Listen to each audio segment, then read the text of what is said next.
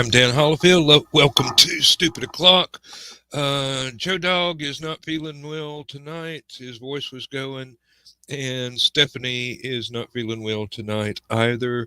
At the moment, it is just myself and John Scarborough. We expect Bill to show up anytime now. And Chris said he would drop in later. So it's not just going to be two guys trying to come up with something else to say. Hello, Sarah. Bill hasn't made it here yet, but it's nice to see you. It's always, it's always hard to get in on this show on the weekend, just because everybody's doing stuff Saturday night. So. Yep. This is true. So we appreciate y'all being here. Yes. Believe it or not. And despite everything, with the weather and all, and it being very cold outside at the moment. Yeah, Ringgold's got a whole 26 degrees. We're a little bit warmer than that, but not much. And Lindsay just loves the little weather station that I got for her in the living room. It's one of those nice with a full color display, and when the barometric pressure drops, all of a sudden a little cloud comes up and it starts raining. It's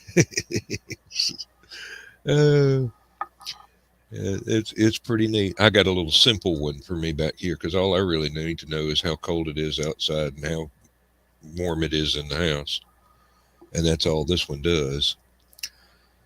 We've got a few thermometers outside that we can kind of count on. Hey, check that out. Yeah, there's Bill. Oh, no, Sarah, I'm late. Sarah's here waiting on you. Oh, okay. I've been working on getting Nita Lanning's sketch together so I can mail that off to her on Monday morning, and then texting with Laura, and then I'm like, oh, crap. It's like I didn't realize what time it was. Oh, that happens sometimes. I heard this thing. It's in the news today. I'm going to go ahead and read it to y'all because it just really kind of blew my mind. So, just the things that soldiers have to go through sometimes. Yeah. And this one was: a soldier was killed on active duty, and now his parents are fighting to use his sperm so that they can have a grandchild, says reports. And this is from the Israeli Defense Forces. There's this guy, and I know I'm gonna butcher his name, but Amet Ben Yagal. I think I got it close. That's close, as far as I can understand. He was killed in 2020 in an arrest raid on a Palestinian village. His parents retrieved his sperm and are now fighting for a new law to allow them to have grandchildren. Now, here's the part that got me. Yigal's father told the Jerusalem Press that 182 women have volunteered to be surrogates. Was the guy married? I'm guessing no, but okay, that would make sense because I would think that if he had been married, then his wife would have a better claim on his sperm than his parents. But I don't know what the laws are like in Israel. Well, that's the other thing. They don't have a law for it. I don't think that's what they're talking about in the article is that they don't have a law to permit bereaved parents to use the sperm of their dead children, and the couple's lobbying to have that changed. And then, but I'm curious. I mean, he's an okay-looking guy, but 182 women, that's. Did he get that much nookie before he died? Well, I want to know. It might just be the hero effect.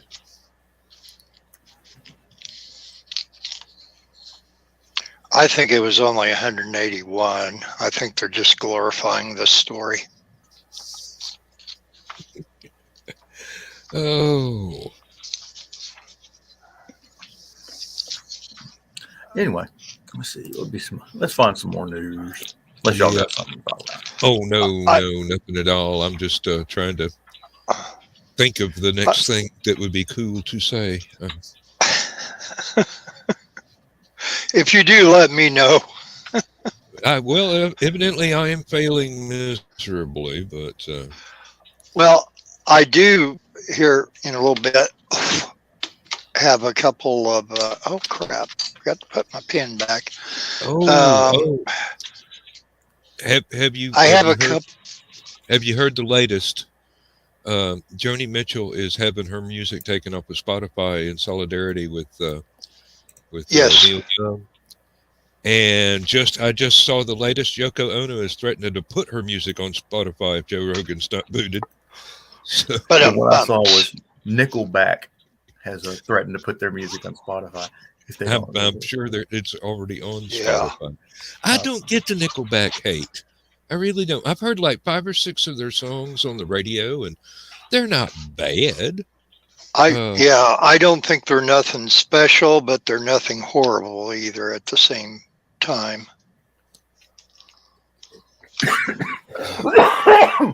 There's 1 or 2 that I really like. Evidently the cat came in and left the door open. What, you born in a barn? Look what the cat drug in. Yeah, the cold. It's 15 degrees cooler in the rest of the house than it is back here, and now my heater just kicked on. So I will close the door. It's only 2. Give me 3 steps, and I'll be right back. Give him 3 steps, you'll never see him no more. Yeah, that's what I've heard before in the past. Well, I get goofing around at doing things, and then I just totally lost track of time tonight. I don't know. It's a case of exit stage right.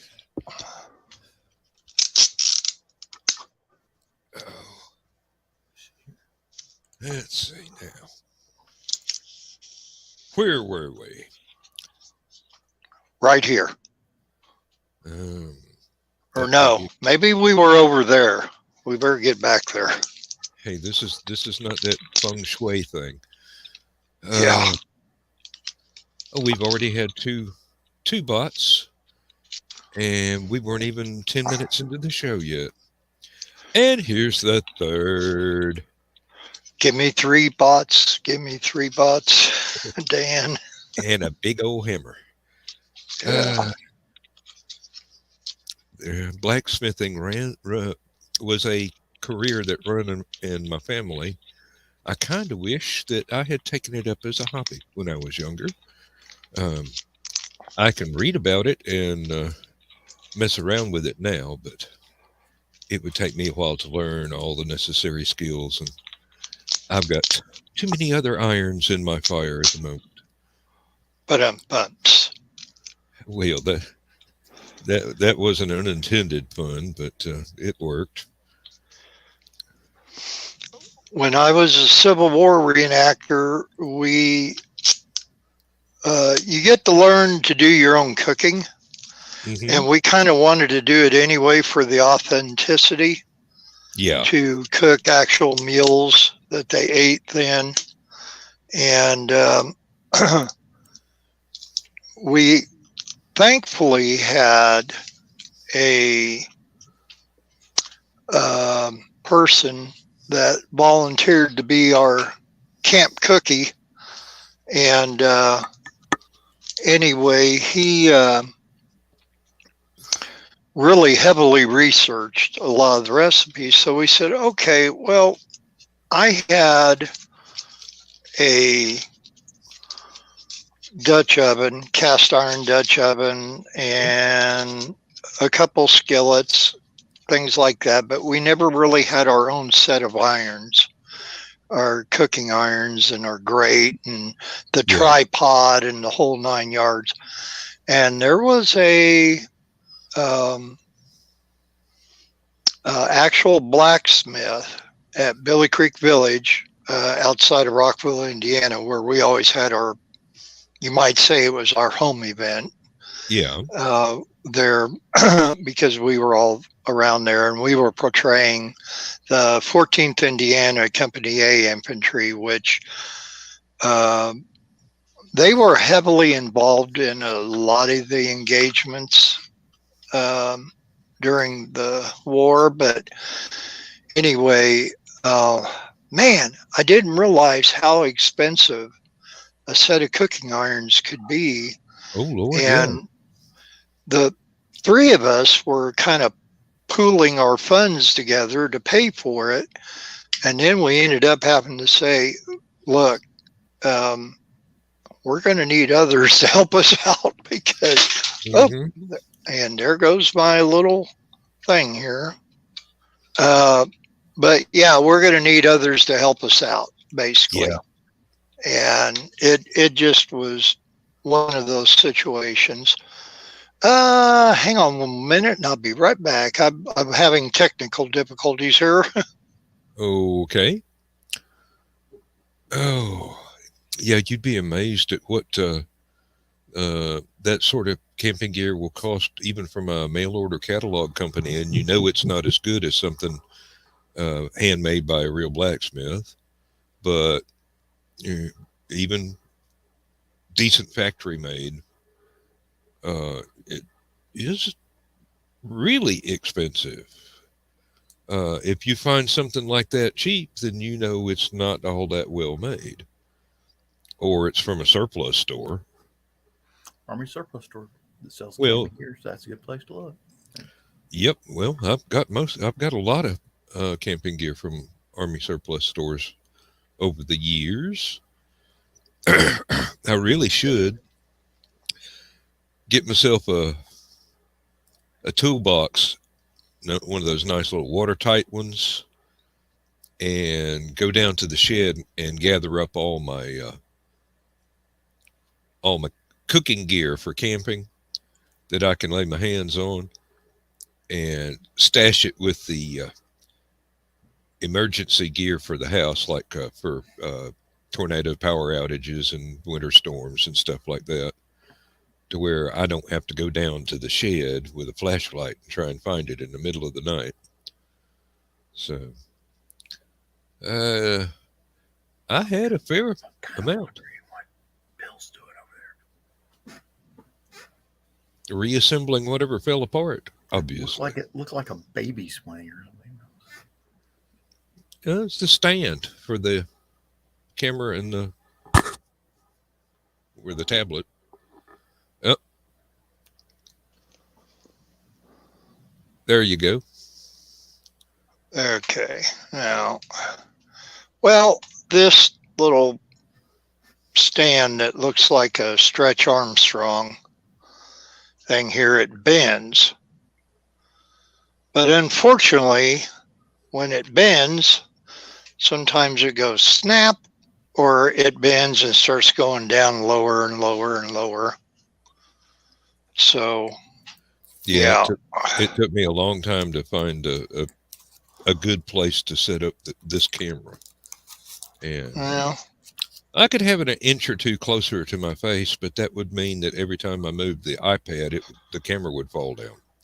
I'll just hold it right here like this all night.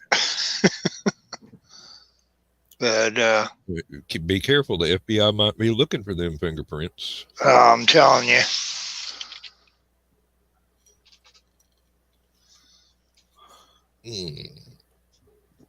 Yeah, as I was telling John, even the mail order catalogs of hunting gear, all that stuff you were talking about, the tripod, the grate, all that is not inexpensive.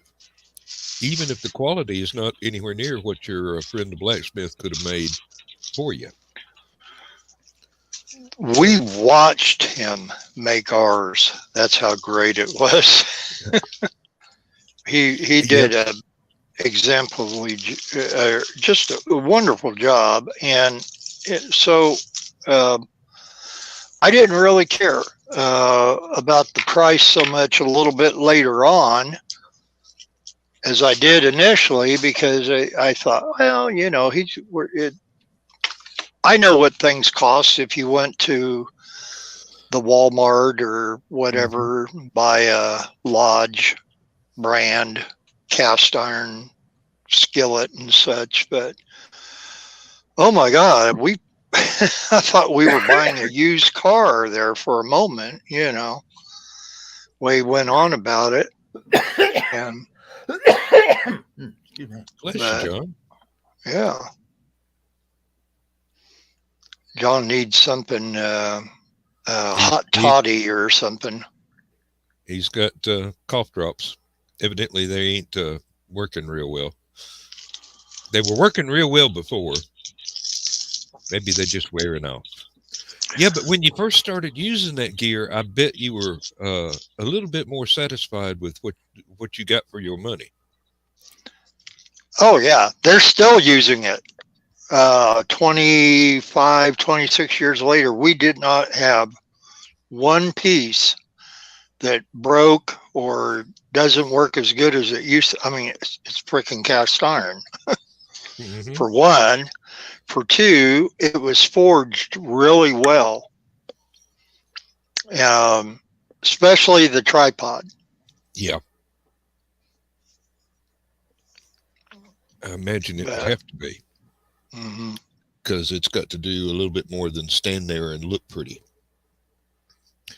It's got to hold up the cast iron cauldron or the Dutch oven and the weight of the food and do the job of letting you get the cooking implement closer or further from the fire as need be.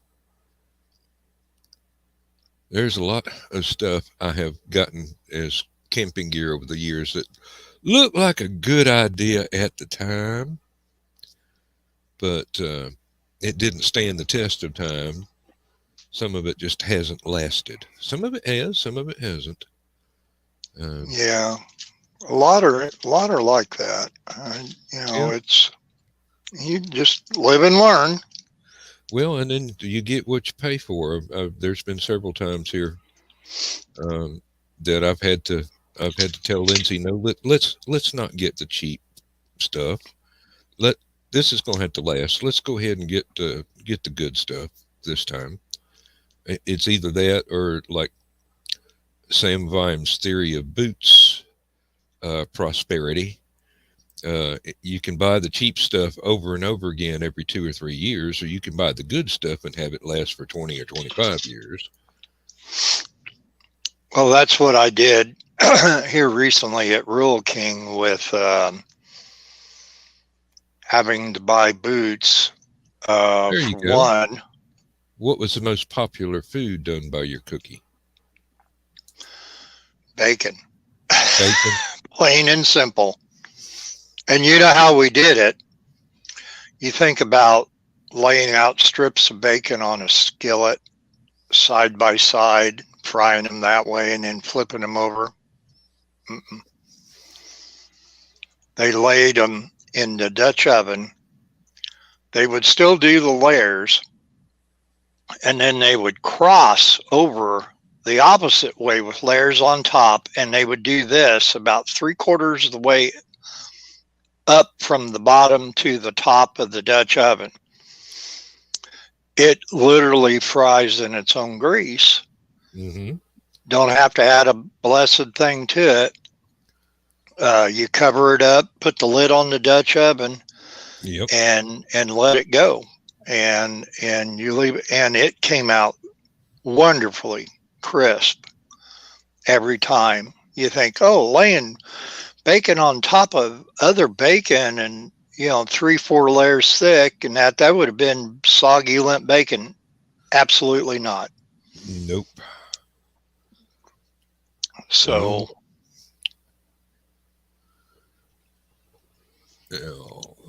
but there was one camping trip we took back when you could still go camping in Tallulah Gorge. It had not been bought by the state of Georgia and turned into a state park with no camping allowed and entry only by permit. The way it is nowadays, you could just drive up to where Walunda had his steel cable stretched across the gorge for his tightrope walking, and get your pack, get all your gear together, and start. You could go the hard way down or the easy way. Well, not the hardest way down, but the more difficult path down or the easier path down, which kind of meandered around instead of going down the steeper slope. When it's time to come up, most people take the steeper slope and just come up a little bit slower. But we would go down there with there'd be 2 or 3 of us and have backpacks full of food and camping gear that we'd collected over the years, and army surplus and things like that. And one year, a fellow brought 2 squab, and we just he brought the rotisserie off of a camping grill. It was one of those that you turn it by hand. It didn't have a little motor or anything. That would be kind of useless down there. Don't have a drop cord that's going to reach 1,100 to 100 feet.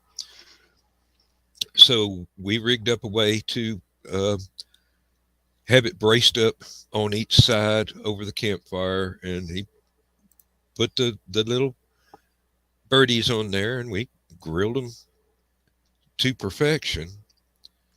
And I believe we had a couple of vegetables to go with it that were in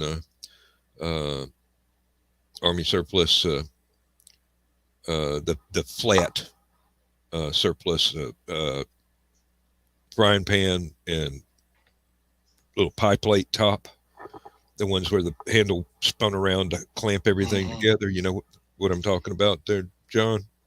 Yeah. That might be a little bit older style. I'm not a historian, so I don't know if it's World War II or Korea or maybe even earlier, but it's definitely not the one that the canteen fits down in. So had all that stuff in there, just going to town on it. We ate really well that night, and I believe we went off about 100 yards or so further down the trail from where our camp was, with my little collapsible shovel, little foldable shovel, and dug a hole and put the chicken bones and everything else in there, about 100 yards away from the campsite. So instead of having it right there or just tossing the stuff in the fire to burn, we didn't want to attract any of the wildlife. I have woke up on one side of the river, looked out of my sleeping bag, and there's a nice little 6-point buck standing on the other side of the river getting a drink. And he knew I was there. He'd raise his head and look at me. As long as I didn't move, he wasn't going to either, except to get a drink. And then about the time I was ready to start boiling water for coffee, he turned around and ambled on down the trail. That was fun.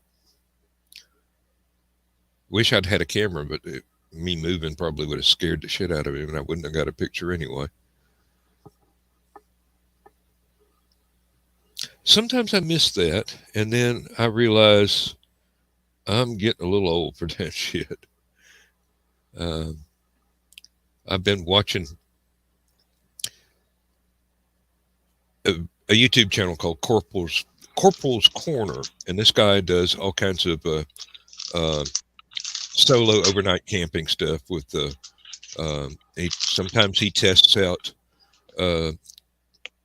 store-bought camping gear, and sometimes he uses army surplus from various eras, and sometimes he just goes out there with a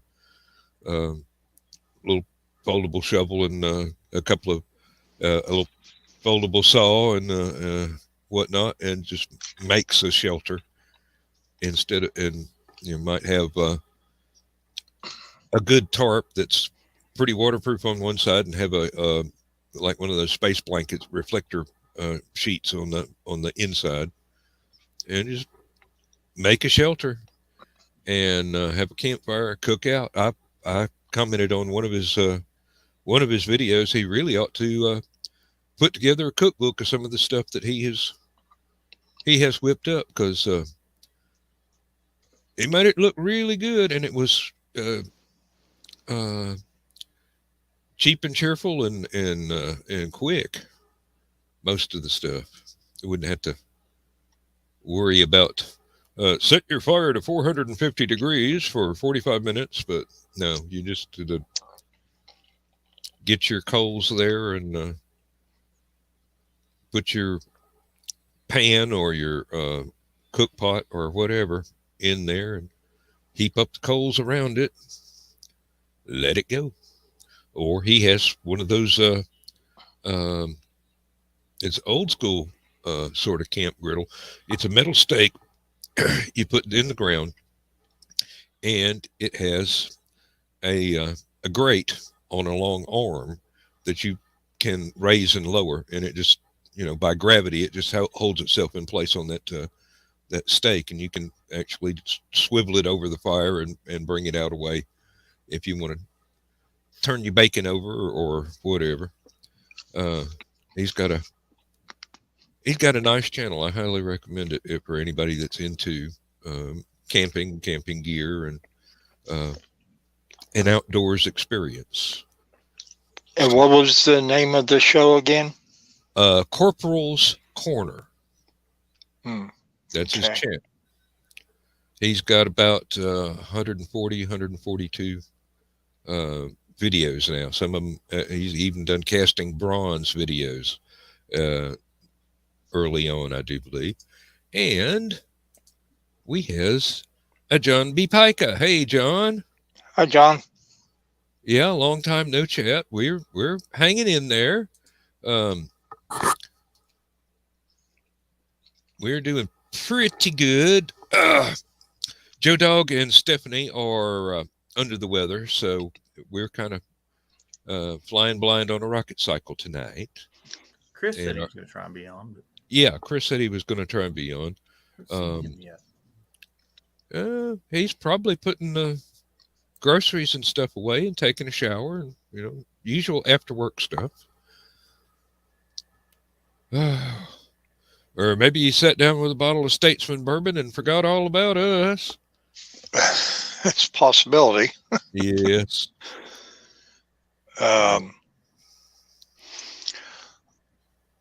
Well, I have, and I'm trying to find it, a couple this day in history things, just in case, let's see. Okay. I'm like, I got something here from my postal service. Says your store order confirmation. I ordered 4 of the rapid tests, the ones that they're giving away free. Yeah. And I guess I got the confirmation in that. When it'll be sent here, I'm not too certain. But anyway, if I can find it, here it is. There's a birthday, it's not a birthday, it's an anniversary of a book. And speaking of books, I saw, let's see, where was I?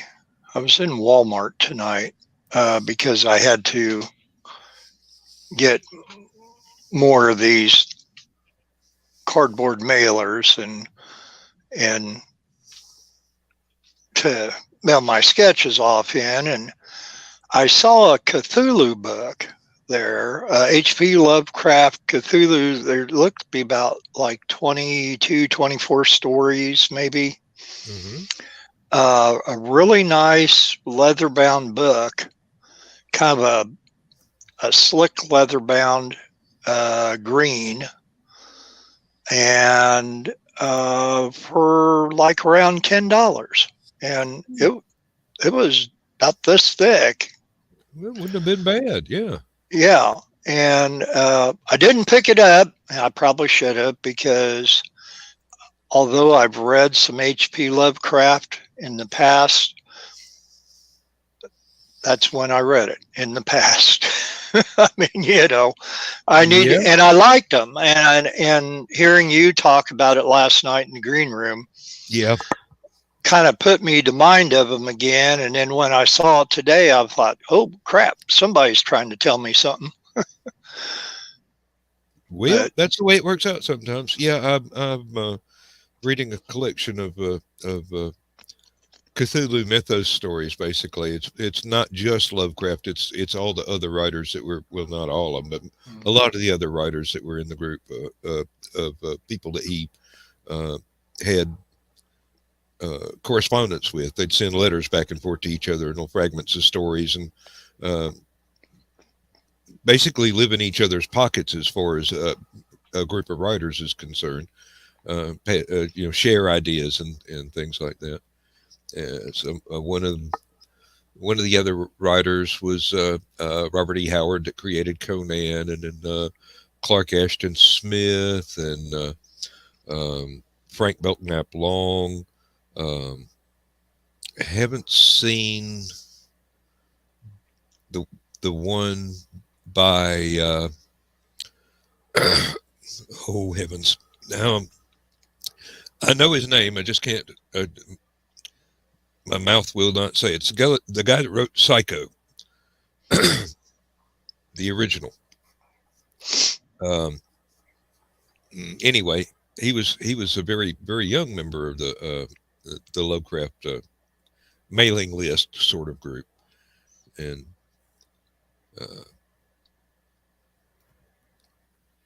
haven't run across that one in the book yet, but I wouldn't be a bit surprised if it's there. I've read some stuff by writers whose names I recognize, but the stories I had never seen before, so that's doing pretty good. Basically, the writers from Weird Tales just collaborate. Robert Bloch, thank you very much. Yes. I couldn't think of it either, and I had to look it up. Yeah, he hadn't been with us for a while. He died in 97, 98, something like that. But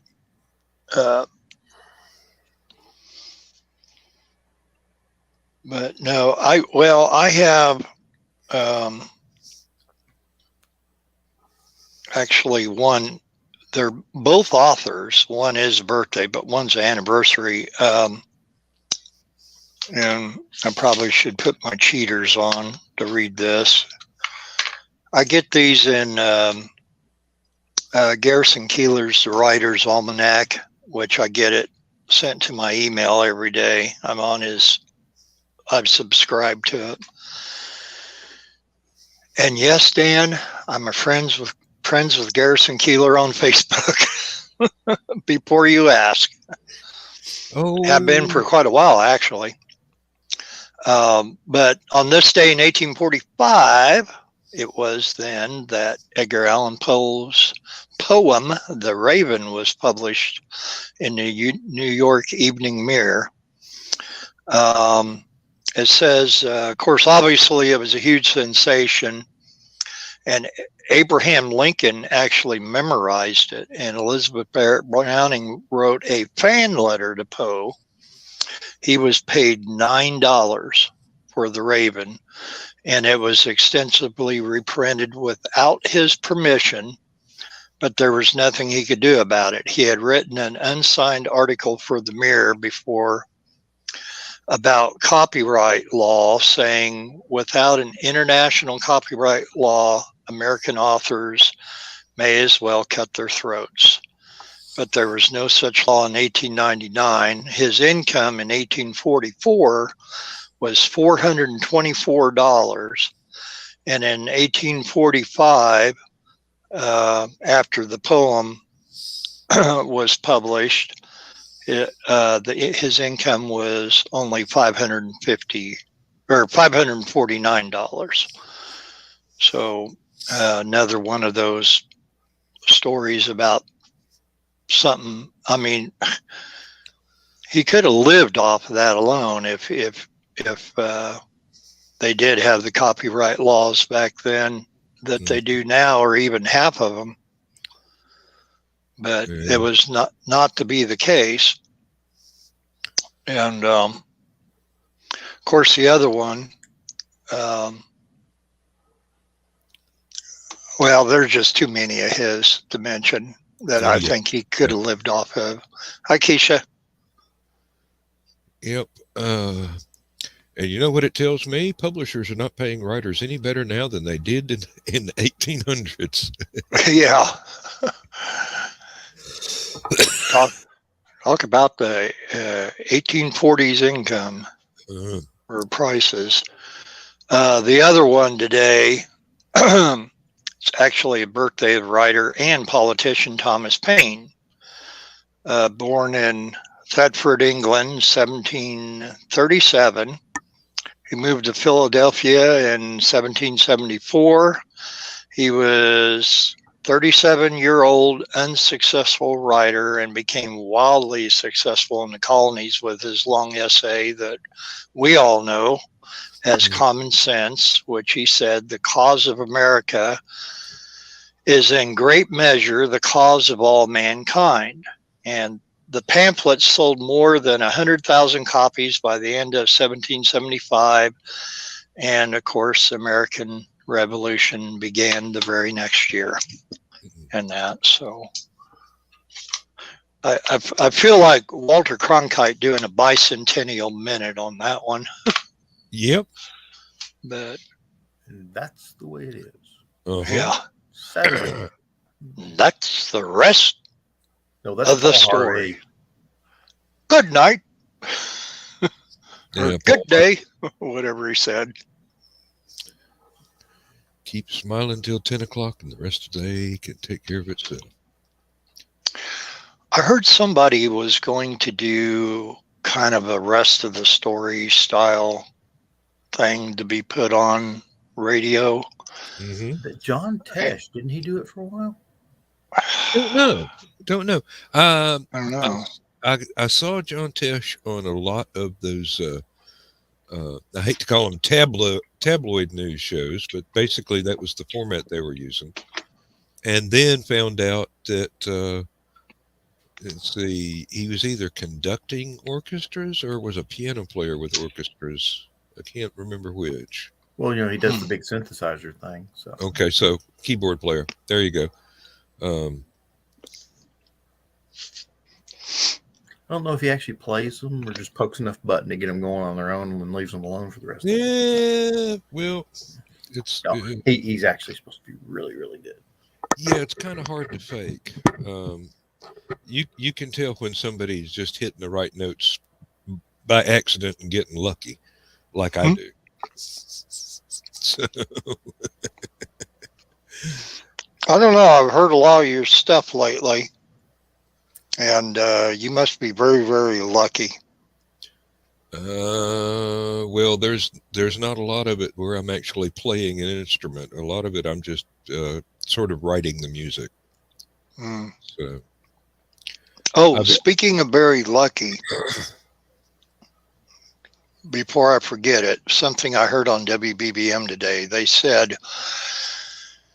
if you're ever, whether I guess be at a Chinese restaurant or whatever, and you get the fortune cookies with the little paper fortunes in them, if they have lottery numbers on it to play, don't discard those necessarily. One guy, I guess, in West Virginia used the lottery numbers suggestion from the fortune cookie, played the lottery, and won $4 million with those numbers.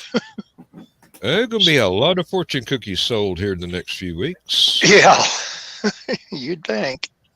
It's going to be very good for the fortune cookie manufacturing company.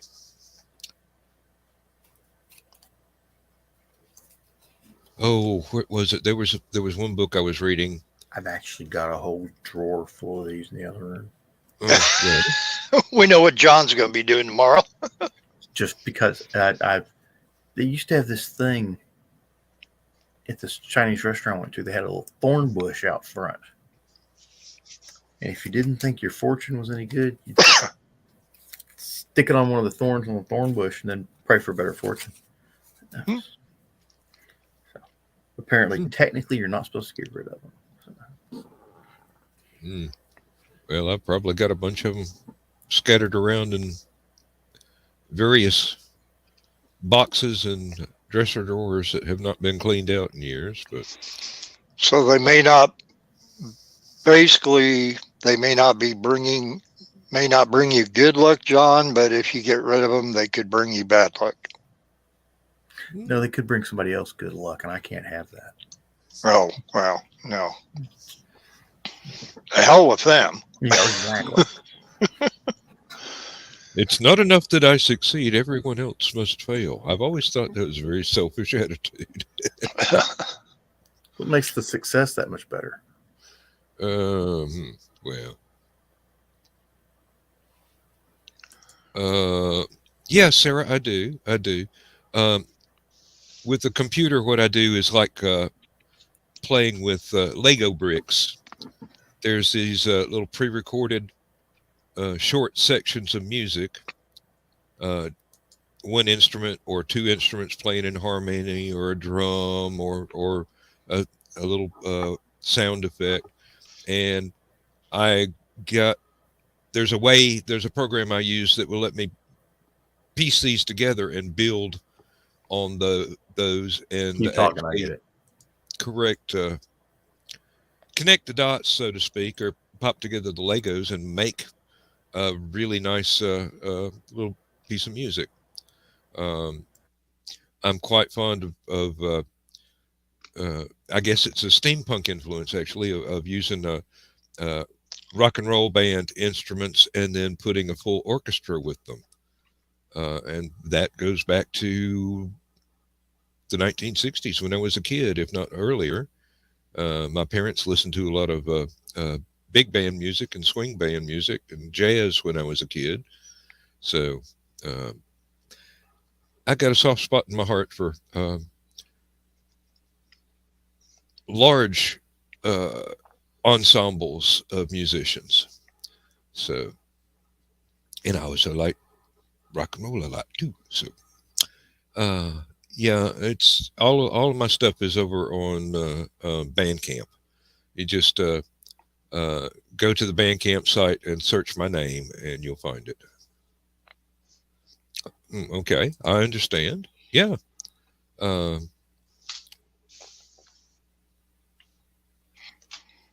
I can't say that I have ever purposely set out to make something that sounded like church music, but occasionally it might happen by accident. And I see nothing wrong with that.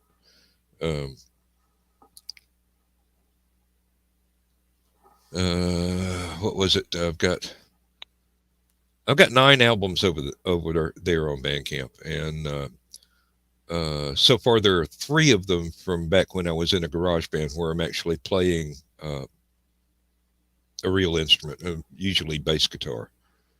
But they are very, very raw because we were very, very immature. So they're fun to go back and listen to every once in a while. I get frustrated that I was not able to make better recordings of what we were actually doing, because there are times when you've either got to play or you can mess around with the levels on the recorder in order to try and get things right. So it really messes things up to try and do both at the same time. Oh, well, I'm going to have to step over here to the fridge and probably have to step away to the restroom as well. It is cold beer time. So, and thank you for thank you for getting that other bot there, John. It was really hard for me to move the mouse and figure out which button to click and keep my mouth going at the same time. So here's a question, and maybe John Pica. Yeah, that ought to get him.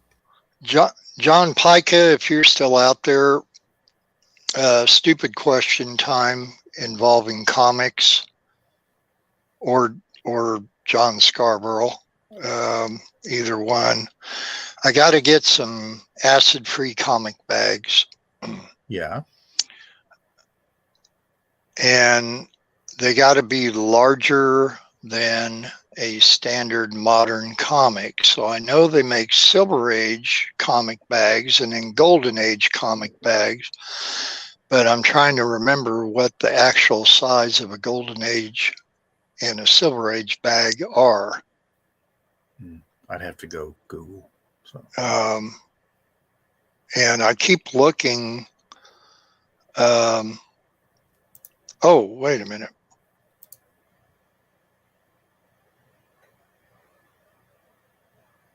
Silver Age.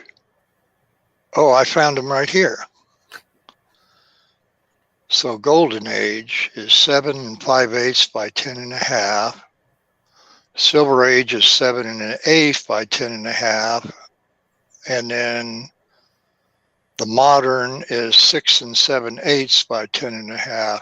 That's why we keep getting ripped off on comics, and they charge more now too. So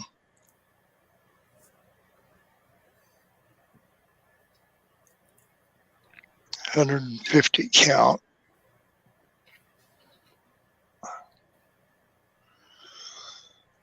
Laura has an Amazon Prime membership, so when I need certain little things like that, I look it up. She says, find it on Amazon if you find it cheap enough, and that, which these are cheap enough, they're $12. And then she sometimes gets some discounts on top of that. Plus it gets to you in like 2 days. So anyway, but when I was getting Nita's sketch put together, I realized I had about 3 or 4 bags left. I'm like, oh, that ain't good. Because I used acid-free bags to put them in, and then I used 2 acid-free backing boards, one on each side. And then, of course, they go into cardboard mailers, so this chances of them getting bent, folded, spindled, or mutilated are less than none. So far, at least, knock on wood. I've had our local mail carrier just kind of curve them and slide them in the mailbox. Didn't really put a fold in them, but I had a moment of panic when I realized that I had not installed insulation inside my mailbox. It was a cardboard mailing envelope, and it had been arched up like a railroad tunnel, so had to maneuver it out of there and hope that I didn't damage anything worse than having it stuffed in the mailbox would. They were in a hurry. I can't blame them. I mean, plus my driveway's in a very bad curve for anybody to be pulling in and then trying to back out into the road and get back onto the pavement. There have been several people, about 24 car wrecks, either right in my front yard or within 100 feet of my front yard. It's that bad of a curve. People drive entirely too fast on this road. Everybody, there's a countywide Facebook thing they were calling rants and raves, and a lot of people that live on the road were on there and complaining about this white pickup truck that's just flying up and down the road all the time. Why didn't the police do anything about it? Somebody saw it parked outside of the house that policeman lives in on the road. So they figured it's just the cops. He gonna have to give himself a ticket. Might have been what did they call it, a plane wrapper back in the CB days? Nope, he was just on his way to work or from work to pick up his patrol car. Mhm. Well, I have one of our town cops living right across the road from me to the west, and then across the street that I live on to the east is Oakwood Rescue. Mm-hmm. And then down at the end of the block is Oakwood Fire Department. So I'm set up pretty good here. Yeah, really. Need an ambulance or have a fire or a burglar, and they don't have far to go. Just open the window and start hollering. Mm-hmm. Exactly. And that's fine. Or also, in my case, I can open the window and start shooting. Well, that works too. Yeah. Somebody will show up eventually, find out what you're pissed off about. When I point to the burglar laying in the yard, they'll pretty much figure it out. Oh, Lord. Well, they wouldn't be laying in the yard. Legally, they would have to be in my residence. Yep. In a room where there is no exits. So that would be one of probably 3 rooms plus the hallway. And I actually had a Danville cop tell me that one before. He said, well, if they come in your living room through the door in your living room and you have to shoot them, drag them into the dining room where there's no door. That wouldn't work. That's where the other door out is in our dining room. Oh, really? Okay. If they make it to the hallway, they're fair game. Well, mine's the living room and the kitchen as far as in and out. So they would be between us and both exits of the house. So I hate to tell them. When I took my concealed carry course, they said you only had to prove 3 things. That 1, the person was a threat. Didn't have to be armed. Didn't have to have a knife or a gun or anything like that. He just had to be a threat and capable of doing bodily harm to you. 2, so what was it? He had to be in the process of aggressive activity. Mm-hmm. In other words, he's doing something that makes you feel threatened. And he's breathing. I'm threatened. Hey, in Tennessee, whiskey breath can be a lethal combination. Mm-hmm. Yeah, I know. It's kind of like stop or I'll shoot. Yep. What was the third reason? Obvious, or you're trying to save somebody else's life. Okay. In other words, it doesn't have to be just a threat to you. Yep. I figure kicking in the front door is about as obvious as I need. So if they bust into the house and they get as far as the hallway without turning around and running away, I'm going to be real pissed at all the holes I'm going to have to shoot in my videotapes.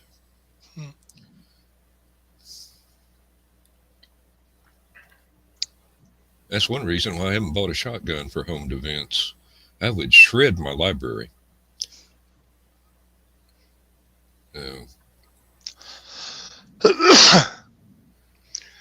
Depends on what you like Dan's got a gun safe, but he don't have his guns in it. He's got his books in it. I wish. I need a fireproof vault. Mm-hmm. Just for the books.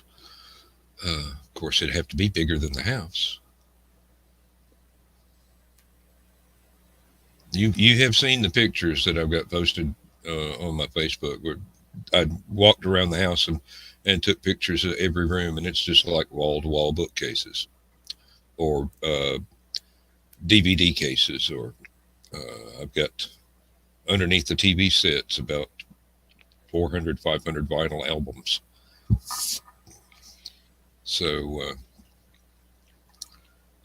I've even got a walk-in closet that I had to put a bookcase on one wall just because there wasn't any room in other places.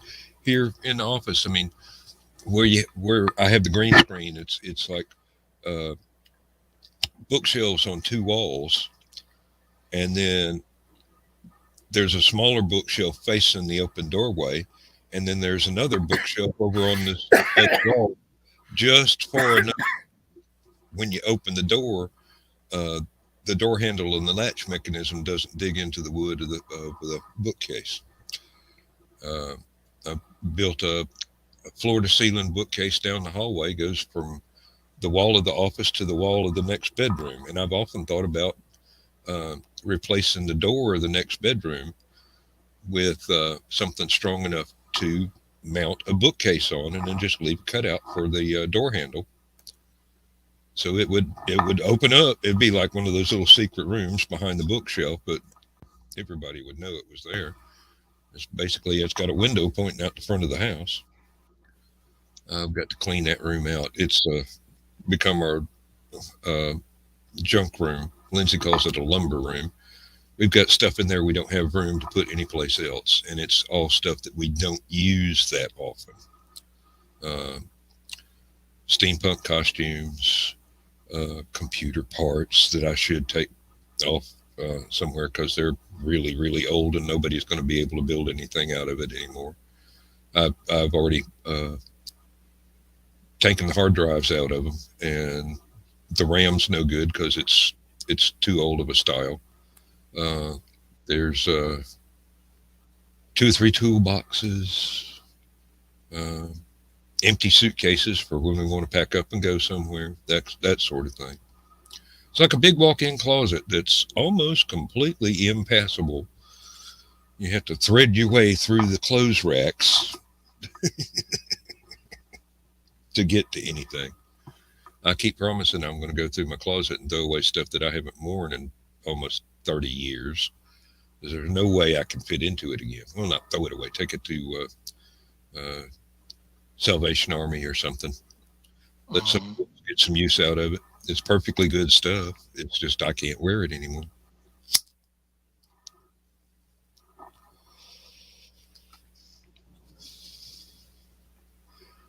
And it'd be nice to be able to get to my toolboxes again, and I'd like to get some of them out of the barn, because I'm always having to go and buy a new tool because I can't remember what toolbox I put the other one in.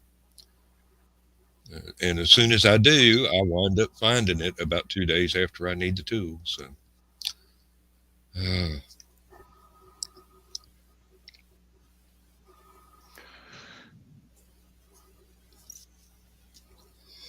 I have not only built all the bookshelves in the house, but my entertainment center. I built that, and actually, it started off really primitive. And when Lindsay and I got married, she asked me to go ahead and make it a little bit more fancy.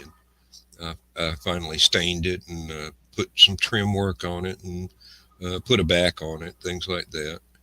And I've got an octagonal kitchen table and 3 bench seats to go around half of that I built out of just scrap lumber that was laying around.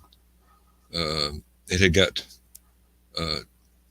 tossed off a truck next to a trailer that I used to live in. So I got out the saw and everything and built a nice little table. I've got it so I can take a couple of screws out of the underside of the top, and it'll come apart. The tabletop will come off of the pedestal that it sits on, and the benches are not fastened together. You can move them as individual pieces, and it come in handy because I had moved 2 or 3 times after I built that. Lindsay says she wants a new kitchen table, but she doesn't want to get rid of that one because I made it. So I don't know where we'd put a kitchen table. We'd have to build another room onto the house, basically. That's why I started buying ebooks instead of keep on buying paperback books. I've got no room for another bookshelf. There's no wall space left to put another bookshelf. There's either photographs on the wall or it's bookshelves. Hey, Chris. Hello. How you doing? I'm doing all right. About yourself? Oh, doing okay. Howdy, Facebook user, whoever you is. You have to go to, where is that thing? Oh, come on now. Oh, scroll All down. right, Sarah. Have a good night. Glad you could join us for a little bit. Is this the one?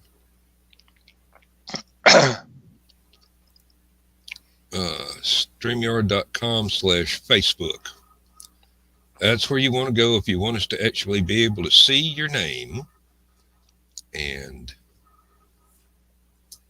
you only have to do that once every couple of months.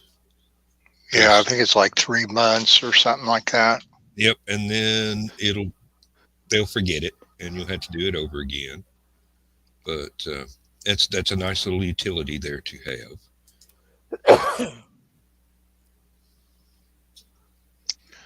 Oh, well, no, not quite. Not in there yet. Nope.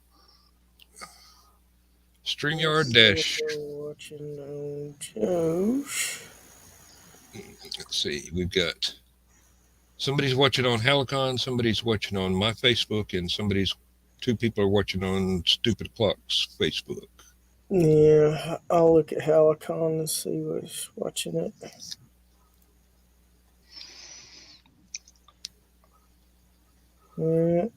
Let's try Stupid O'Clock. Process of elimination. It's about time we had another spate of spam bots show up. Yeah. It's been a little while. They got smart and named their spam bot Facebook user.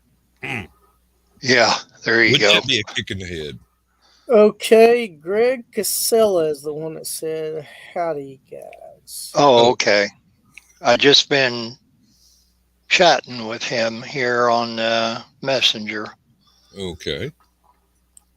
And without saying any more, Greg, I'm sorry to hear what happened, but I kind of expected it, but we're all with you and I'm praying for you, buddy. But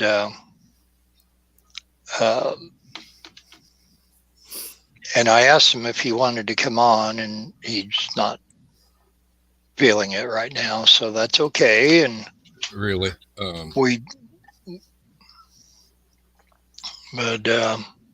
Greg, it's only showing up on Facebook. It is not showing up on StreamYard. I can't remember the exact link you're supposed to go to, but you're supposed to give StreamYard or Facebook permission to show up on each other. So, and it's this one here, StreamYard/Facebook. Yeah.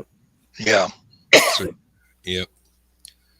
If you go there and grant permission, it should show you up on the chat. It wouldn't be the first time something didn't work. This is true. But to err as a human, to really screw things up, you need a computer. Yeah, I find that does make it much, much better. Or at least easier. Yeah. And the first rule of computers is every good computer should come with an even better ball bat. Well, I'm moving more in the direction of a manual that was actually written for people that don't know a lot about computers, and in plain language. That's why I like the For Dummies books. They're really here you go, Bill. I just found this one. You were interested in the Corporal's camping channel. There you go. Oh, yeah. Okay. Greg, I don't think it has anything to do with you shutting down your StreamYard account. It's just, I think you got to do it on Facebook. I don't think you need to go to StreamYard. But I can't remember. I know that's what I had to. I don't know if Greg's on the computer or on his phone right now, but I know when I was on my phone, I had to go on Facebook to grant permission. And you might have to pop out of the channel that you're in, watching this on, and then pop back in, and then it might work. Sort of like turning it. Yeah, you might jump back in. On again. Yeah. Because I think they did that to Keisha before. Or something like that, Yeah. So exit out of the live stream and then come back in it, and it might work. Yeah, it may work then. You don't lose anything by trying. Yep. Right. That's a nice thing about life, even if it doesn't succeed, you learn something. And you're not going to miss a whole lot of comments, if any. No. We're just kind of a quiet. We'll have talked about 17 other things by the time he comes back. And that'll be just in a couple minutes. Not still would have missed anything. I think a lot of people are just staying home trying to stay warm tonight because it's cold all up down the East Coast just about. Yep. It's gone down another degree outside. I am continually turning my heater down because I got it to where I was comfortable, and now it's getting a little bit too warm. So I either take the house coat off or turn the heater down a little bit. And mine's going the other way. I think I'm going to have to go. Well, of course, I just have baseboard heat here, so sometimes it takes a while. To be honest, dressing warm and turning the space heater down saves me a little bit of money in the long run. Yep, the clothes you got on, you already paid for, haven't you, Dan? Mm-hmm. Paid good money for this house coat. Lester Dent doesn't even Lester Dent. Good Lord. Yes, he is. Dan, while you're mulling that thought over, I have a question for you. Yeah. Have you ever heard of Reverb.com as far as a place selling used instruments? I was on there. I have not. Well, I got sick last night, of course, and that's why I had to leave the green room early. And I was up till about 2-3 o'clock in the morning with that. Before I could get back to sleep. And so just something to take my mind off of my gunshot wound to the stomach, which is what it feels like. But I started fiddling around on things, and I'm a member in a Rickenbacker guitar and bass club, Facebook group. Not really a club, but a group. But anyway, and somebody was asking, hey, where do you buy your Ricks from?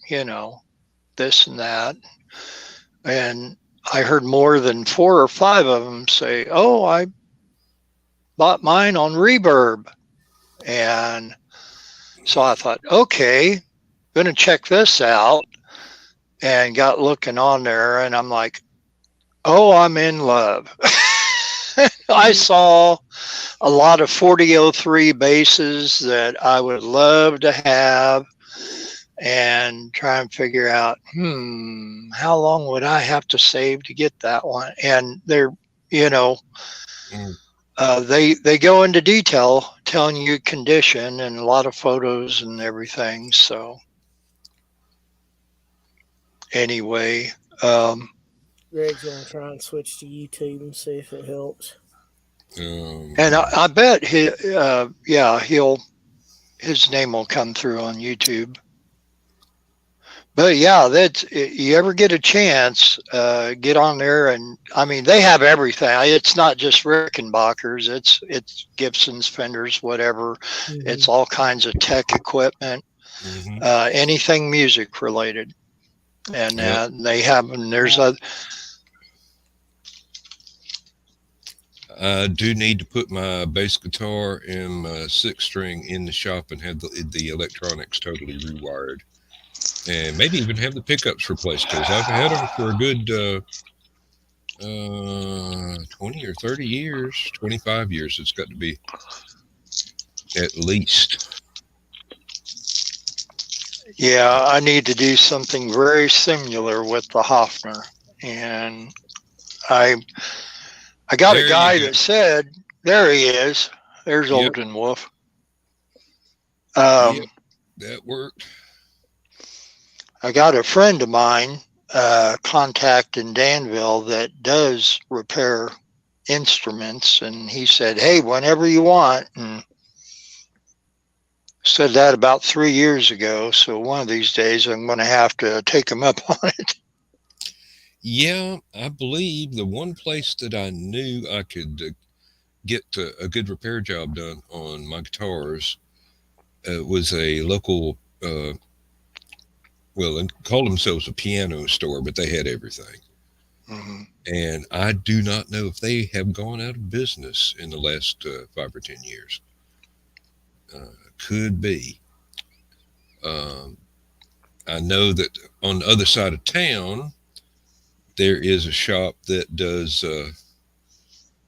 basically musicians that have bought an instrument and discovered that they have no time to practice to get good enough to be able to play and get themselves a gig at a nightclub or something, where they go and sell off the instruments that they bought.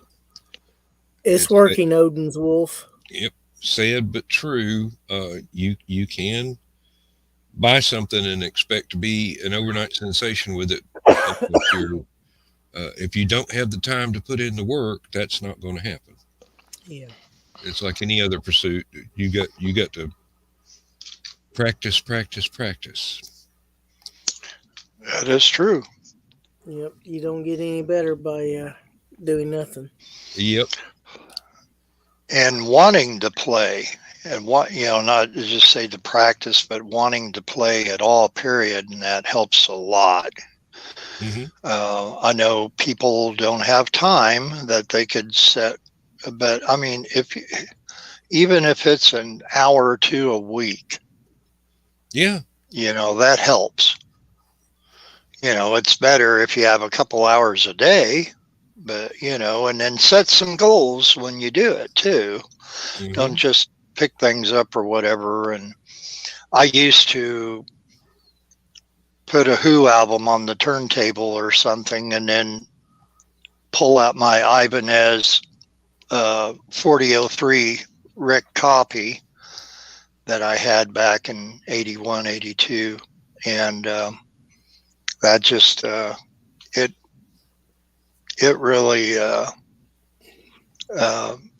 was all right for a while, but then I started kind of getting a little bored about doing the same thing over and over. So then that's when I said, okay, it isn't a matter of learning this song or that song, but it's a matter of learning technique. Yes.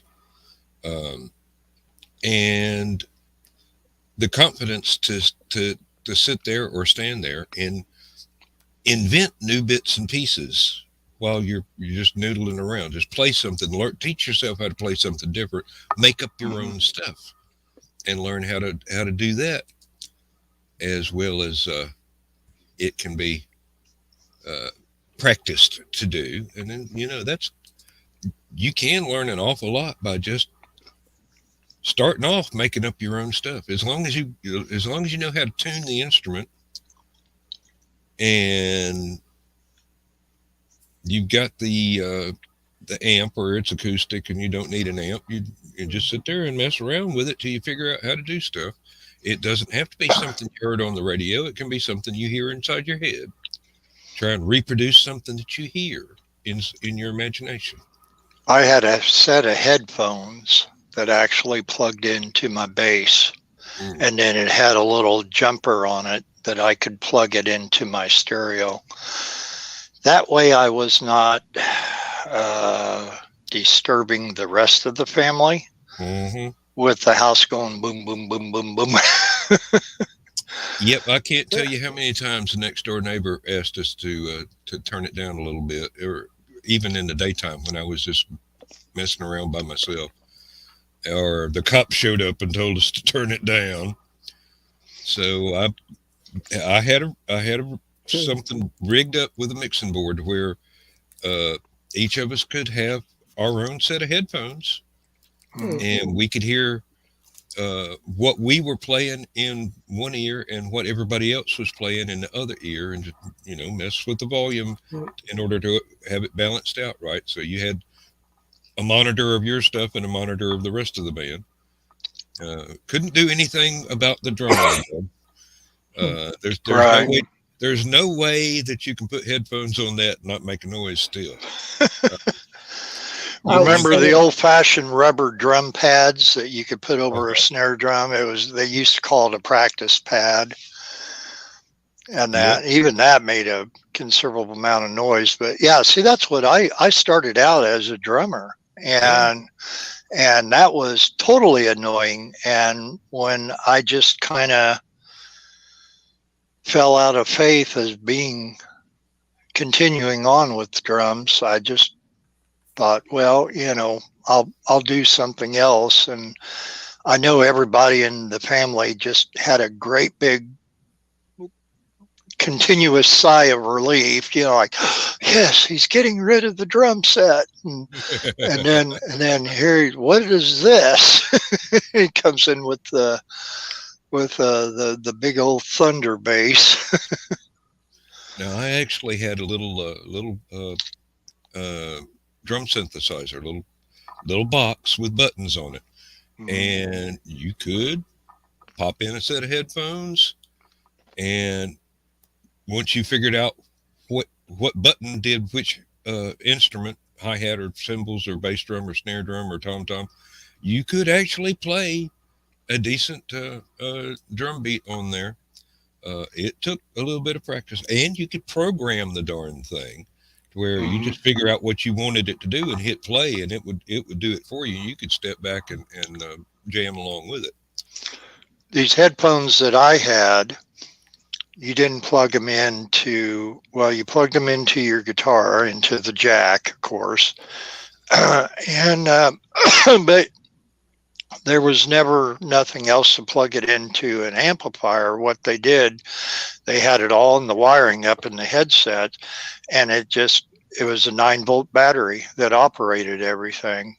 That was the power.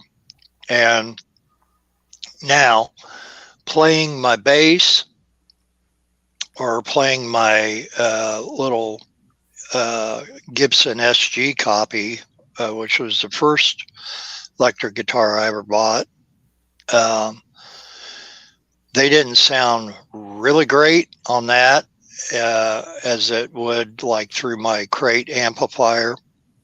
But to practice while everybody's there, or if it's like, everybody went to bed and you can't get to sleep, and so you just want to fiddle about on the guitar something, then it's good enough for that. I think I paid a total of $19.99 for it or something at a music store. Well, I had gone to the local Radio Shack when they sold something besides cell phones, because there weren't any cell phones at the time. I bought a couple of 6-channel mixing boards, and I had either a line in from the guitars or a line in from a microphone hanging over the drum kit and whatnot. So I had 12 channels there, and that fed into 2 cassette recorders, and that fed into a reel-to-reel tape deck. So I had a whole lot of mixing I could do, and there were all kinds of effects boxes hooked up to the different guitars, and I even had some effects boxes on my bass, which was groundbreaking at the time, but people do it all the time now. You could get some really weird special effects coming out of a bass guitar with lead guitar stomp boxes hooked up to it. Mm-hmm. I even had the fuzz box that Jimi Hendrix used. Well, not the actual one, but same brand, same model, and that was fun. You had to be careful with that stuff, though.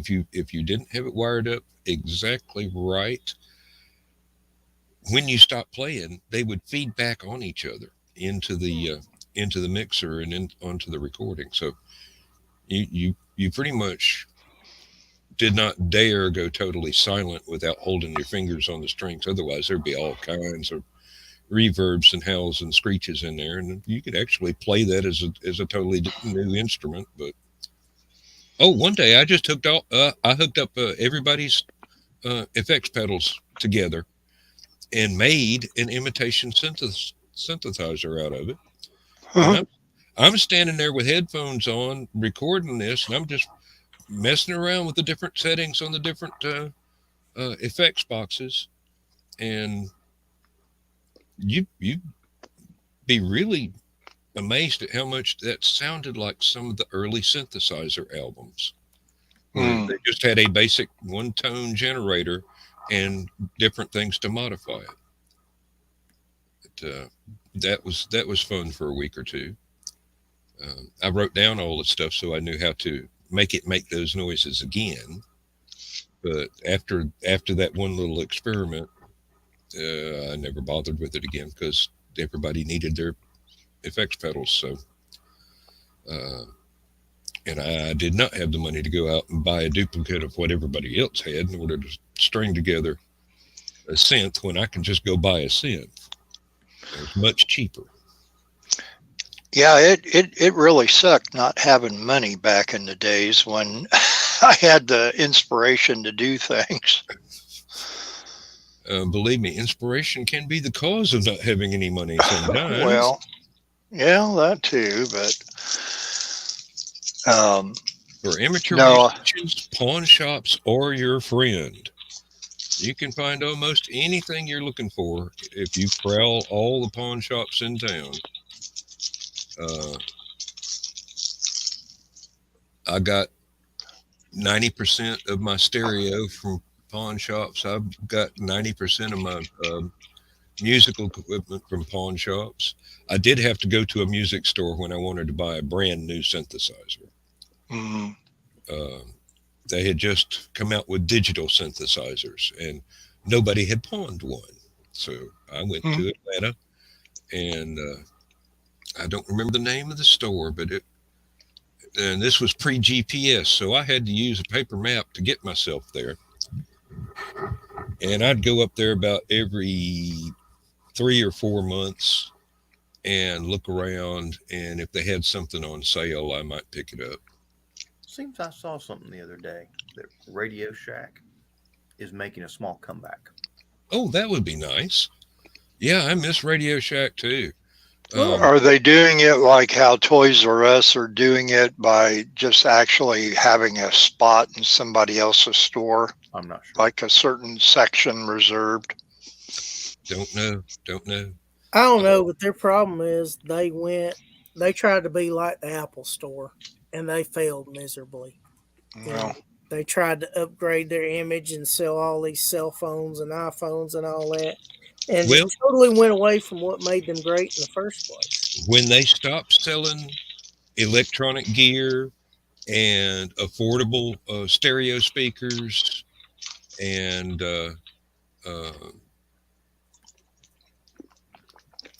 record players and receivers and mixers and stuff like that, I had no reason to go back there anymore because, when they went to selling only cell phones, in this area, not many people except the cops and the drug dealers had cell phones, and I was neither one. So, yeah. Oh, yes. I'm reading it here. apparently they are going to in somewhere between 50 and 147 U.S. locations of Hobbytown, USA, the brick and mortar retailer for RC and other hobby supplies, will soon host a Radio Shack Express outlet. Each outlet will be up to 500 square feet of retail space devoted to electronic components that could be of use to Hobbytown's core customer base. Oh, yeah. So they are doing exactly what Toys R Us are doing. Yep, using somebody else's store. And hey, I get it. You can't just jump right back into the water again. And if they're successful with this, maybe that will be the next step of getting their own stores back. And I would love to see both back. I still have, to this day, one of my Archer Space Patrol walkie-talkies made by Radio Shack that came out in the mid-60s, early mid-60s sometime. I think 64, 65. It was gray. I have to bring it on the show sometime. I was looking, how it always is. You look for one thing and find 12 others that you didn't need, but you forgot you had. Yep. I've got a realistic weather alert radio here that I bought back in the 70s. All I have to do is remember to change the batteries before they burst, and it will keep going forever. It's just a little transistor radio, but it's just for the Weather Channel. This was a little 9-volt battery. I think this uses a couple of AA's. And then I remember we graduated to the bigger walkie-talkies that had the little Morse code red button that you go beep, beep, beep, beep, beep, beep, beep, beep. And they actually had the Morse code listing on the front of the walkie-talkie. It was like, we thought that was the best thing in the world. Boy, this is high tech compared to what we had. Believe it or not, Fred Snyder from the B-52s actually used one of those as a musical instrument on a B-52s song. Oh boy. Yeah. I believe it. And it was just the one tone beep, beep, beep, beep, beep, and they worked it into the song. They were very inventive folks there. The music scene in Athens in the 70s and 80s and 90s is really blown my mind. They were really creative people. Well, you remember that the Clash used a digital watch alarm in their song "Rocking the Casbah," and it did did the Dixie horn. So, Oh yeah. Oh Lord, like I said, and back in the day, people were inventing stuff. Of course, I guess they still are. It's just they're using different technology and inventing different things, because we did all the fun stuff back in the day. They got to find something new to invent. That was a good time in the late 70s up to 81, 82, because I was so incredibly just puking over disco. Now, I wasn't that way at the beginning, some of the earlier stuff, but when it was all seemed to be synthesized, doom, doom, doom, doom, Yeah. Which in the 80s and the 90s, it got worse. It just went from bad to worse. I remember but yeah, you talk about the Clash, and I remember buying the single Train in Vain with the cover on it. Of course, I was heavily into the Ramones and Blondie. The B-52s, probably about 82, 83. Devo. Devo was everywhere. Devo, oh my Devo Lord, was I was a big Devo Yeah. fan. I had the picture disc that had their version of Secret Agent Man on it. There was a group called Split Ends. Yeah. That they're Finn Brothers. what was that? The Finn Brothers. Yeah, exactly. And they had that single called "I Got You." Yep. And the album that was off of, which I cannot remember the name of it right off the top of my head, I remember pulling the vinyl album out of the sleeve, and there's laser etching zigzagged all across. It looked like a normal vinyl, black vinyl album, but you had this laser etching. So when it's spinning on the turntable and the light catches it just so, that was incredible for 1979, 1980, around there.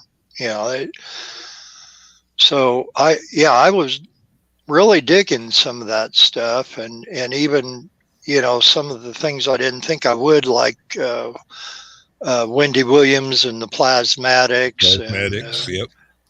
Buzzcocks, Wow, wow. the Bow Wow Wow, Madness. sorta. Yeah. Madness I dearly loved. I loved the Stooges and Iggy Pop. They were very revolutionary. And but yeah, it really, whatever was coming out of that scene, or we'll put it better, whatever was coming out of CBGB's, I was really digging back then, and I still love a lot of it. I especially love Blondie, and I'm still watching her videos all the time. Oh yeah. Yep, I caught a couple of them just last month, I do believe. Just messing around, and there was a time when I would do YouTube surfing.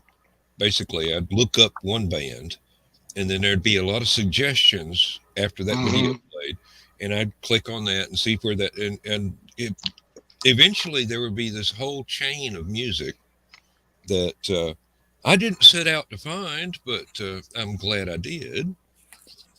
Well, Facebook videos to watch, I think, is the name of it, which is Facebook's version of YouTube.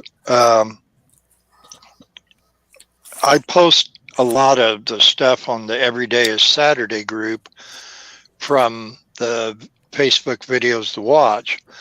So a lot of times, like say on a Saturday morning, if I'm posting stuff on there, cartoons and things, I get up, take my shower, go in there, get my breakfast.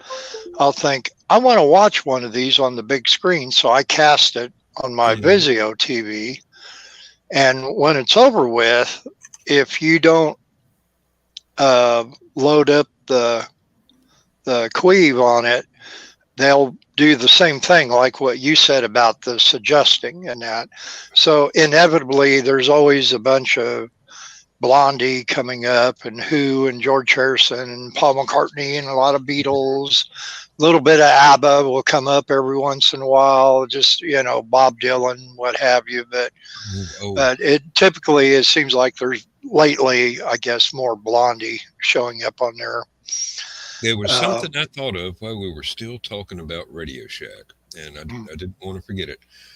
I would love to see on their website do something like they used to have with the mail order catalog, and just everything that they used to carry, to have it listed on the website where you could order the stuff, even if you don't have a store that you can walk in and pick it out. What I wouldn't give for some of those Radio Shack speakers when I was rebuilding my stereo this last time. What was their house brand? Optimus or something like that? Realistic. Realistic, okay. And I think the high end was the Optimus. The Realistic was the well, I don't want to call it a bargain brand because it was really good stuff. Upper mid grade. How's that sound? Yeah, there you go. Much better than what you would find at some of the department stores. Well, Emerson comes to mind. They weren't top shelf, but they weren't shabby at all. Everything worked. That was the JCPenney special. Yep. If you had an Emerson turntable, that thing was direct drive, no belt to ever replace. All you had to do was worry about replacing the needle when it wore out. That thing would work forever. Matter of fact, we had something. It was a little kid's toy turntable. And the needle had worn down after many years. Mm-hmm. And I got a tube of super glue and an emery board and made a new tip for the needle out of super glue and just very carefully polished it down to a needle point, and that thing still worked. I mean, and it didn't carve up the record like you might think, like you think it would, but it was not as great as actually having a sapphire tip on a plastic tone arm, but it worked well enough for us to keep on listening to the Chipmunks and things like that. So, did you ever used to do when you would get little skips in your records that you put the penny or the quarter on the tone arm? Yep. Where it try so it wouldn't skip over. Mm-hmm. Yep. And if you had a new needle, it might just carve through that skip and it would go away. Oh, man. That was rare, but it has been known to happen. So in case you want to know how cold it is in Oakwood right now, Dan knows this because I was yeah, and if you read it, that's how cold it is. This is yes, shrinkage is a thing. This is something Laura turned me on to called What the Weather. It's a app on there, and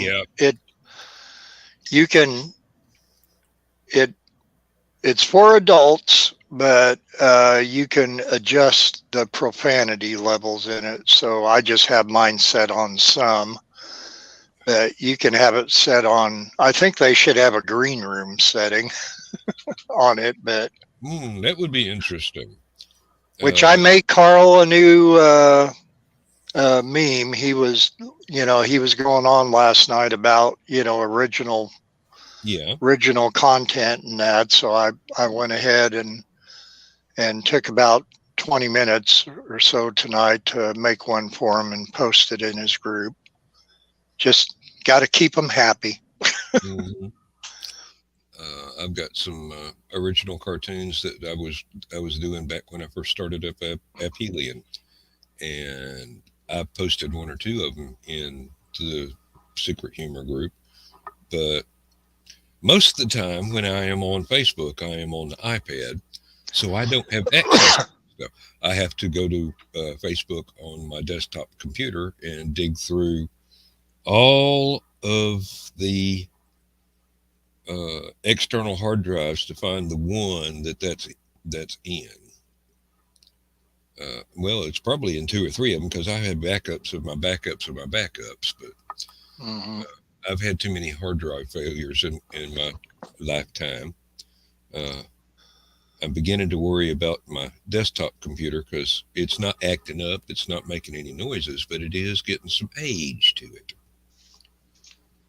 So I want to make sure that thing does not go completely dead on me.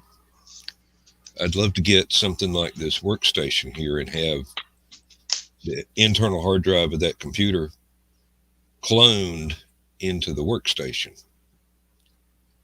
So I would have a much faster, much better computer, but still have the same exact file setup and everything else in it.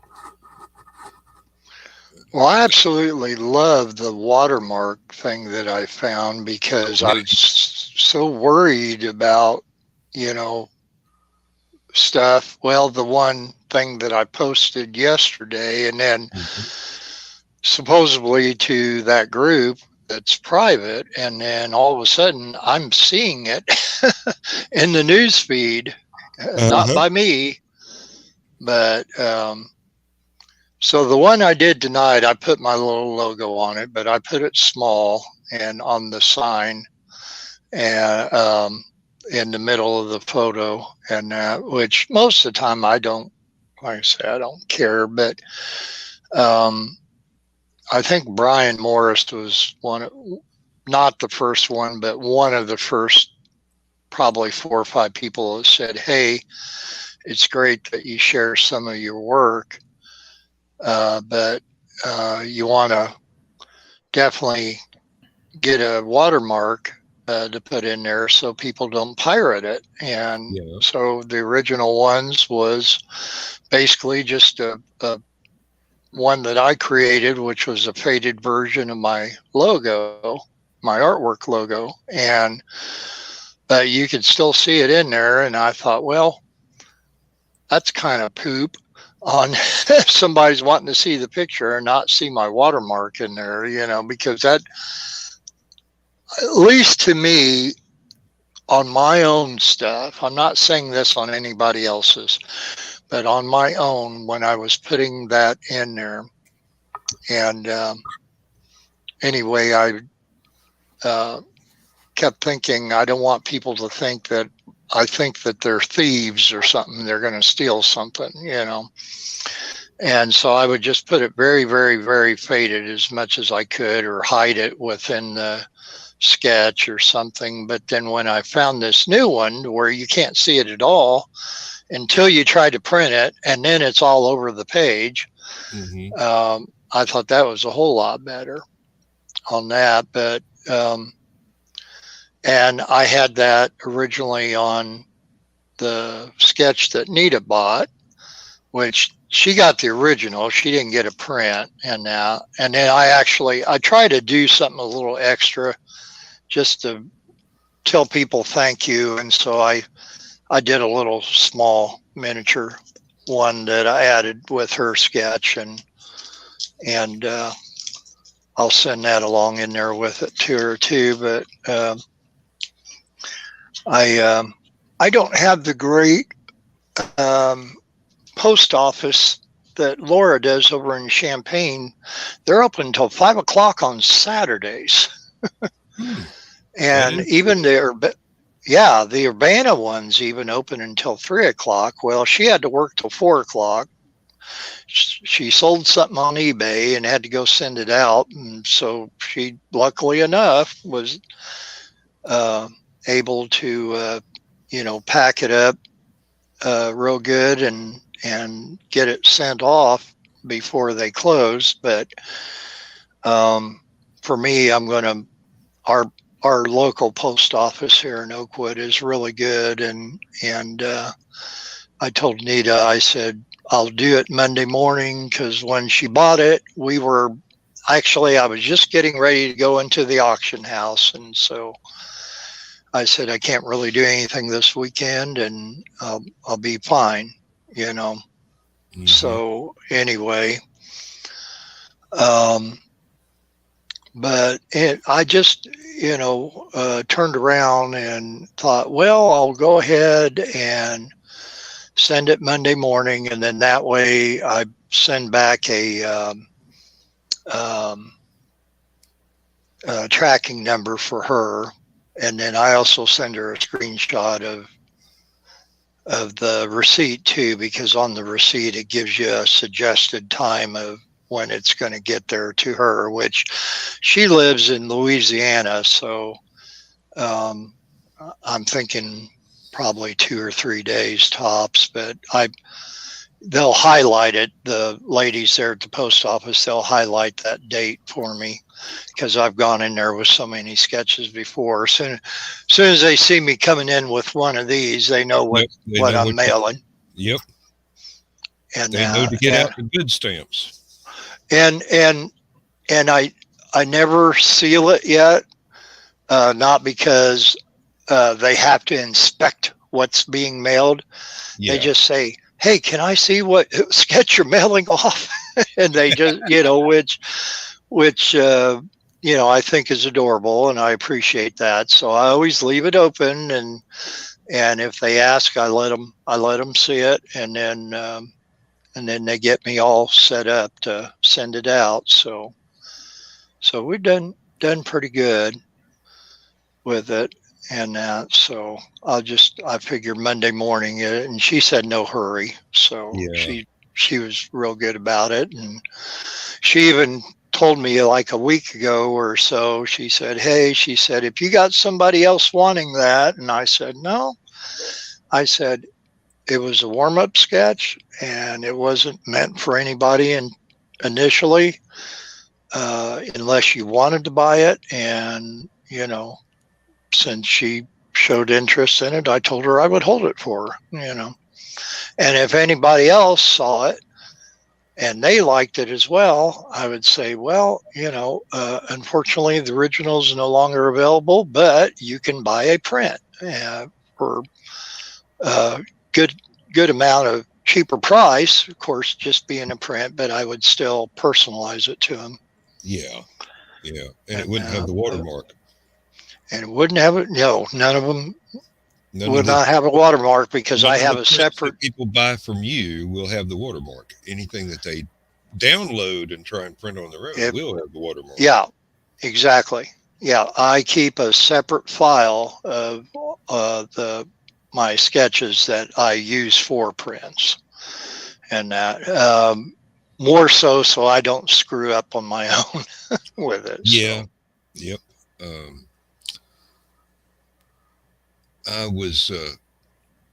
Today I was updating the Rising Tide broadcast schedule card that I made, and there are some new shows that have been added, and some familiar faces that are on hiatus, and it looks.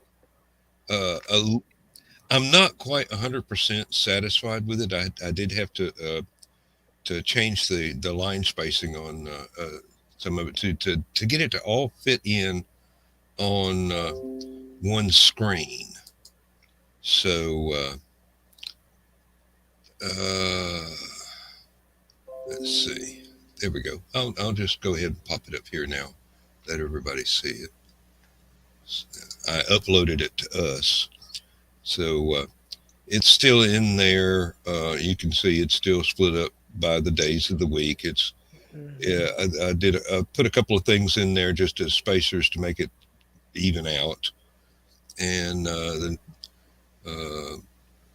see the new shows. There's something that drops at random times on Tuesday, and that is Greg Soros. I don't know how to pronounce his name. And then Rick Bradley has a gaming show on Monday in Michaela's old slot. And then where Glenn and Ted had their rumor mongers on Wednesday night, they're I guess I'm letting the cat out of the bag here, but Brian wants to put sort of a best of show where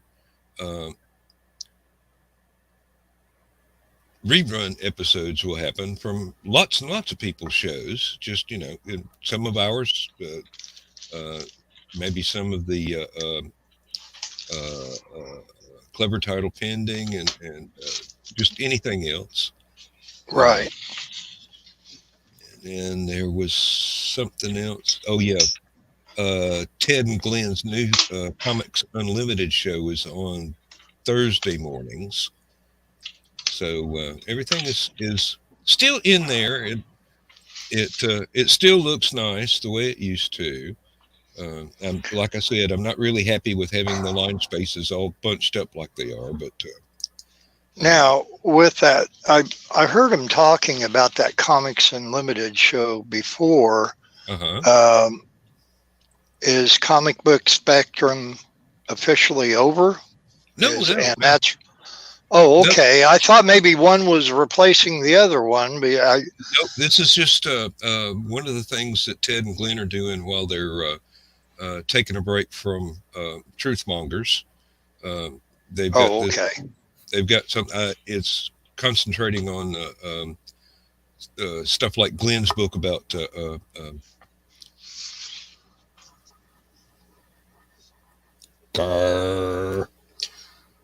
I'm so bad with names. God, that was a quote from Fifth Element. Jack Kirby and other stuff as well.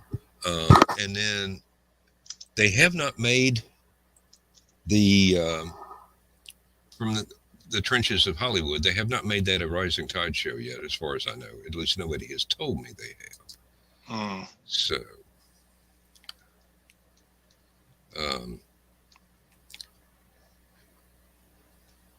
Anyway, the schedule, I spent most of the day messing around with the schedule and then uploaded it and put the link on the Rising Tide showrunners page on Facebook, so they can get the link and just go ahead and download it there. It's on my website, so it's not going anywhere. As long as you can find the link, you can click on it and download it or whatever. I finally had the bright idea, instead of copying it to a thumb drive and moving it from one computer to the other, I realized that I'm using Chrome as my browser on both computers, and anytime I've got a link in one copy of Chrome, it'll update the other copy. Mm-hmm. So I just pulled up the link on the streaming computer here and downloaded it into Stupid O'Clock and Last Man Standing. And I'm going to have to take off the ones where I'm reading the old schedule, because a lot of the shows are change times or just on hiatus or faded away. So those are no longer accurate. And then there are two that I've just got music behind. I'm going to have to put the new graphic in and redo that, but I didn't have time to do it today. Lindsay made fish and chips for supper, and after I ate, I got hit by the nap ninjas. Oh, boy. Hey, Dan. Yeah.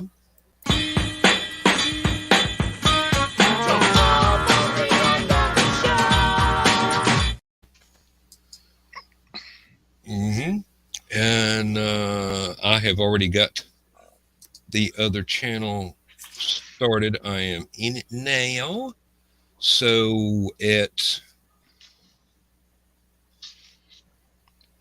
2 minutes till, go ahead and start High Flight. And I'll wait for that to wind down. Last week, Thursday night, is like StreamYard was telling me it was time to go live, and High Flight was still playing.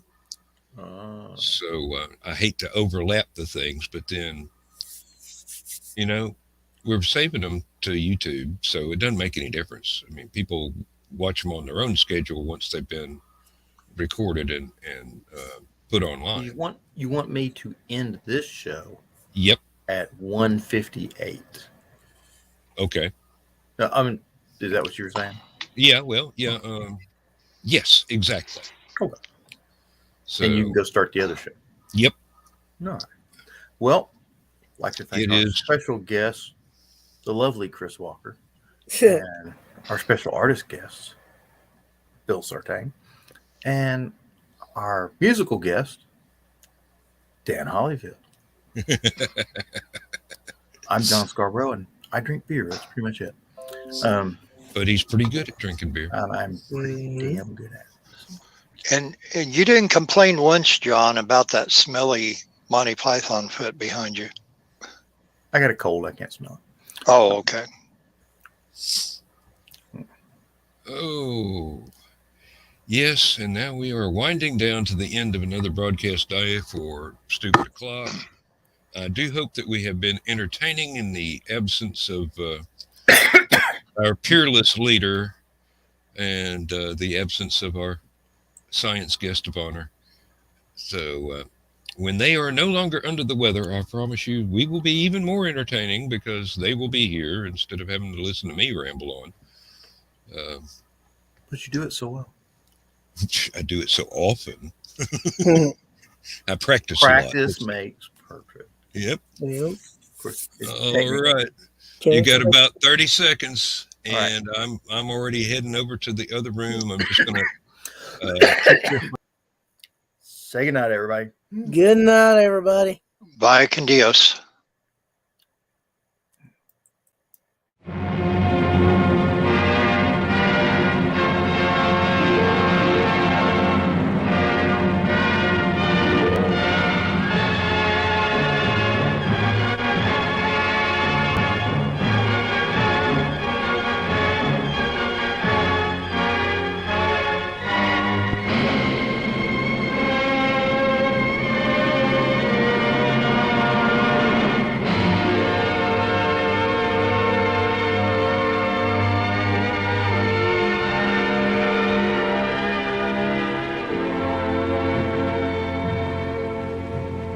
I have slipped the surly bonds of earth